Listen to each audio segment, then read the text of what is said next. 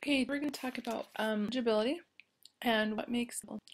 And this is more important when you have a lot of as opposed to a title or a subtitle or just a small amount of text. When you have a lot of text, you want it easy to read.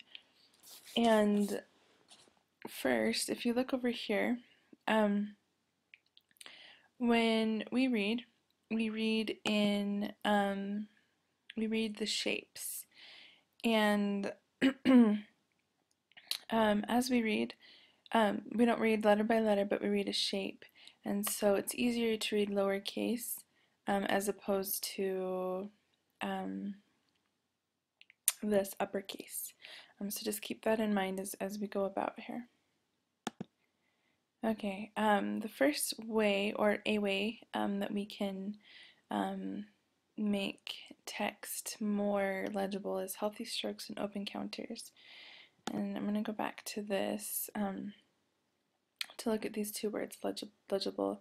The strokes are the stroke of the line,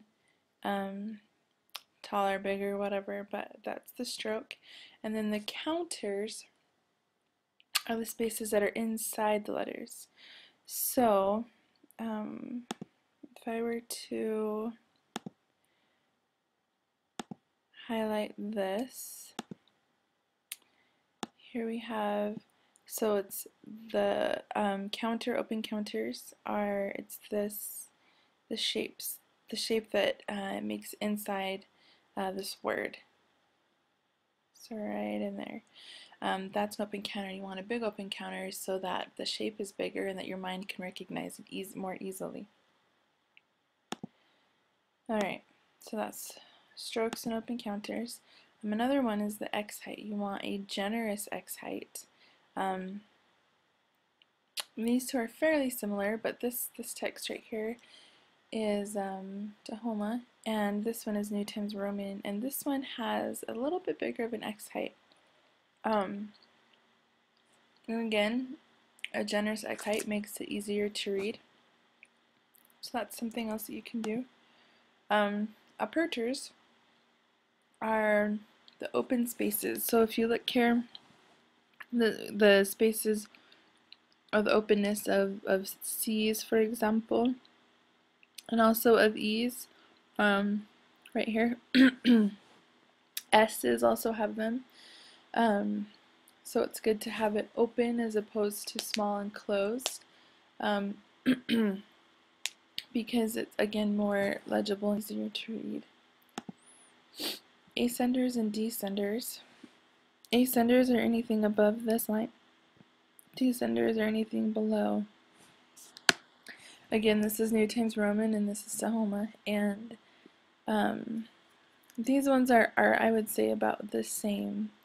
But you don't want to overdo it on X height, for example, because if my X is all of this, then it takes away from the ascenders and descenders, and the ascenders and descenders add shape to the word, which makes it easier to read and our minds to process more quickly. So you want generous X height, but you don't want to overdo it. It's kind of a trade-off, and I guess maybe it depends on what you're going for, trying to achieve. But you want discernible ascenders and descenders. And the last thing I'm going to talk about is serif versus sans serif text. Now, this is serif and this is sans serif. Now, what I mean by that is, if we look here, you can see these little tick marks. And when the Romans, when they would chisel into stone, chisel words into stone, they would use this serif, these tick marks. And it's been said that that these little ticks make it easier for your eye to follow a word. However, again, it depends, partly I think on your preference.